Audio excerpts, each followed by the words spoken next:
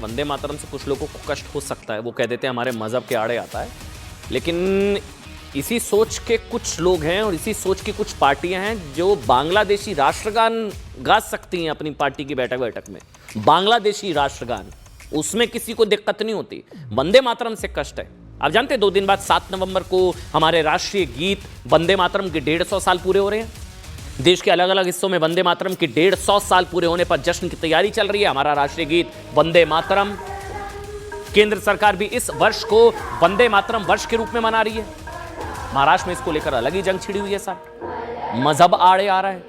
महाराष्ट्र सरकार ने एक आदेश जारी कर दिया था जिसमें यह कहा गया कि वंदे मातरम का जो पूरा वंदे मातरम स्कूलों में गाया जाएगा, संपूर्ण गान अनिवार्य, पूरा गाना होगा। लेकिन एआईएमआईएम ने संपूर्ण वंदे मातरम गान के आदेश का विरोध कर दिया है।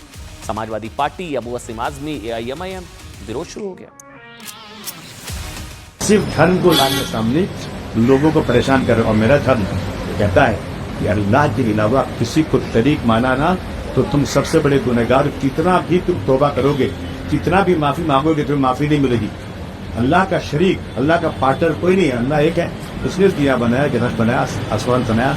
मैं उसके आगे सर झुकाता हूँ, और जिसका जो धर्म कहता है वो कहता है, मैं क्या मना कर रहा हूँ। मेरे हिसाब से तो देशद्रोही जैसा काम है कि आजादी के नारे वंदे मातरम के ऊपर आप कोई ऑब्जेक्शन लो। जब अबू आजमी ने यदि इसका विरोध जारी रखा तो उनके खिलाफ न केवल पुलिस में कंप्लेंट की जाएगी, बल्कि उनकी विधानसभा के अंदर, मानखुर्द के अंदर हमारे कार्यकर्ता जाकर वंदे मातरम का गाना सामूहिक पाठन करेंगे और पूर्ण पाठन करेंगे।